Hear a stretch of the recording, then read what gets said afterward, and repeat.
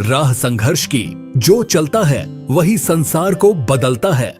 जिसने रातों से है जंग जीती, सूर्य बनकर वही निकलता है। इतिहास गवाह है कि जब जब धरती पर बुराइयां बढ़ने लगती हैं, तब तब उन बुराइयों का नाश करने के लिए महापुरुष इस धरा पर अवतरित होते हैं। ऐसे महापुरुष मनुष्य जीवन प्राप्त प्राणियों का कल्याण करने के लिए जीवन भर संघर्षरत रहते हैं। उन्हीं महापुरुषों में से एक हैं हरियाणा की पावन भूमि पर जन्मे एक ऐसे संत, जिन्होंने अपने तत्व ज्ञान को जन जन तक पहुंचाने और समाज से पाखंडवाद को नष्ट करने के लिए कड़ा संघर्ष करना पड़ा। इसके लिए उन्हें जेल भी जाना पड़ा, लेकिन उन्होंने कभी पीछे मुड़कर नहीं देखा और इसी संघर्ष की बदौलत उनका सत्य आध्यात्मिक ज्ञान भारत ही नहीं पूरे विश्व में फैल चुका है। तो चलिए उस संत के संघर्ष भरे जीवन से रूबरू कराते हैं कि क्यों उन्हें जेल जाना पड़ा, क्यों उन्हें सभी धर्मगुरुओं का विरोध झेलना पड़ा और क्यों उन्हें लोगों के विरोध का सामना करना पड़ा।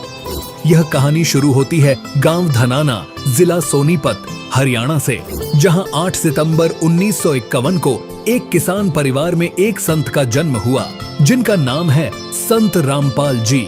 हिंदू धर्म में जन्म होने के कारण वे हनुमान जी की पूजा किया करते थे। शिक्षा पूरी होने के बाद उन्हें हरियाणा के सिंचाई विभाग में जूनियर इंजीनियर की पोस्ट पर नियुक्त किया गया।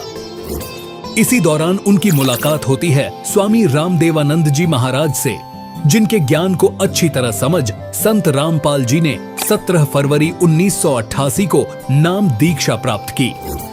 उस समय उनकी आयु केवल 37 वर्ष थी। वे भक्ति करते और दूसरों को परमात्मा का तत्व ज्ञान बताकर स्वामी जी से नाम दीक्षा दिलवाते। इस परमार्थ को देख स्वामी रामदेवानंद जी ने संत रामपाल जी को 1993 में सत्संग करने और 1994 में नाम दीक्षा देने का आदेश दिया। तभी से संत रामपाल जी महाराज ने परमात्मा का तत्व ज्ञान फैलाने के लिए घर घर, गांव गांव और नगर नगर जाकर सत्संग प्रारंभ किया, जिसके साथ ही उनके संघर्ष भरे जीवन का सिलसिला शुरू हुआ। परमात्मा के सत्य ज्ञान को जन जन तक पहुंचाने के लिए उन्होंने 18 वर्ष तक हरियाणा के सिंचाई विभाग में जूनियर इंजीनियर की पोस्ट पर कार्य करने के पश्चात 21 मई 1995 में नौकरी से इस्तीफा दे दिया, जो हरियाणा सरकार द्वारा 16 मई 2000 को स्वीकृत किया गया। फिर उन्होंने परमात्मा के मूल ज्ञान को फैलाने के लिए दिन रात एक कर दिया। क्यों संत रामपाल जी को सभी धर्मगुरुओं का विरोध झेलना पड़ा? जब उनके अनुयायियों की संख्या बढ़ने लगी तो कुछ ज्ञानहीन संतों महंतों का विरोध भी बढ़ने लगा, क्योंकि संत रामपाल जी महाराज चारों वेदों, श्रीमद् भगवद गीता, पुराण आदि के अनुसार तत्व ज्ञान बता रहे थे और यह ज्ञान नया था, जिससे यह नकली संतों के अज्ञान से मेल नहीं खा रहा था। इस कारण उन अज्ञानी संतों महंतों ने अपने ज्ञान का पर्दाफाश होने के डर से संत रामपाल जी महाराज को बदनाम करने के लिए आसपास के गांवों और लोगों में दुष्प्रचार करना शुरू कर दिया। गुरुजी और मैं दिन रात बड़ौदा के आसपास घूमे और सरकार के ऊपर इतना दबाव बनाया कि सरकार ने पुनः उसको यहाँ से रोक दिया। क्यों संत रामपाल जी को जेल जाना पड़ा? संत रामपाल जी महाराज को जान से मारने और सतलोक आश्रम को नष्ट करने के लिए साल 2006 में करौंथा कांड करवाया गया।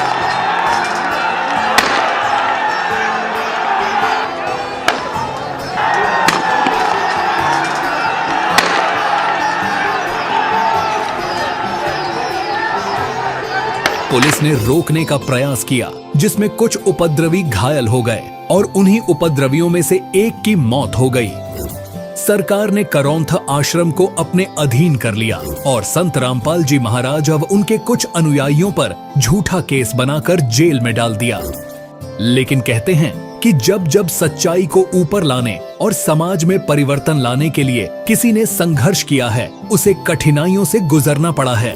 इसके बावजूद भी उनके ज्ञान को स्वीकार करने वालों की संख्या में कमी नहीं आई, बल्कि बढ़कर लाखों में हो गई।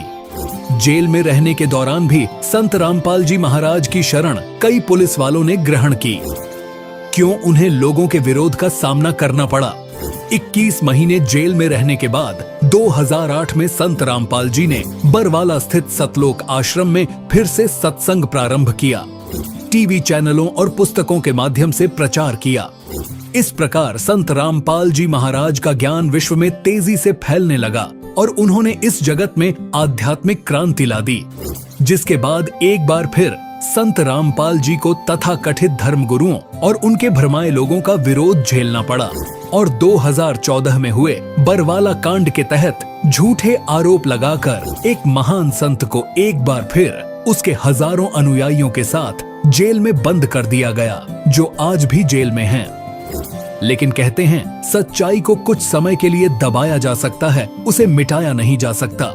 ठीक इसी तरह संत रामपाल जी महाराज के जेल में होने के बाद भी उनका ज्ञान पूरे विश्व में दिन दूनी रात चौगुनी तेजी से फैल रहा है। और तो और संत जी के जेल में होने बाद भी लाखों लोग संत रामपाल जी महाराज से जुड़ रहे हैं। इतना ही नहीं, संत रामपाल जी महाराज समाज में व्याप्त बुराइयों जैसे दहेज कुप्रथा, नशा, भ्रष्टाचार, छुआछात, पाखंड, अंधविश्वास आदि को समाप्त करने के लिए भी लगातार प्रयत्नशील हैं, जिसके कारण आज उनकी दुनिया भर में सबसे बड़े समाज सुधारक संत के रूप में छवि बन चुकी है, जिनका अवतरण ही दुनिया के तारणहार के रूप में हुआ है। कहते हैं ना, संघर्ष जितना बड़ा होता है सफलता भी उतनी ही बड़ी होती है। ठीक इसी तरह संत रामपाल जी महाराज के संघर्षशील जीवन से समाज में सामाजिक और आध्यात्मिक परिवर्तन देखने को मिल रहा है। लोग बुराइयों को त्याग एक आदि पुरुष परमेश्वर की भक्ति की ओर अग्रसर हो रहे हैं, जिससे पूरा विश्व सुखी होगा और सतभक्ति करके सनातन परम धाम को प्राप्त कर सकेगा, जिसका नजारा आपको आगामी 6, 7, 8 सितंबर 2024 को संत रामपाल जी महाराज के अवतरण दिवस पर सतलोक आश्रम धनाना धाम सोनीपत हरियाणा, सतलोक आश्रम कुरुक्षेत्र हरियाणा, सतलोक आश्रम भिवानी हरियाणा, सतलोक आश्रम धुरी पंजाब, सतलोक आश्रम खमाणों पंजाब, सतलोक आश्रम सोजत राजस्थान, सतलोक आश्रम शामली उत्तर प्रदेश, सतलोक आश्रम बैतूल मध्य प्रदेश, सतलोक आश्रम इंदौर मध्य प्रदेश, सतलोक आश्रम धनुषा नेपाल में होने वाले इस भव्य समागम में देखने को मिलेगा। अतः आप इस विशेष कार्यक्रम में अपने नजदीकी सतलोक आश्रम में अवश्य पधारें।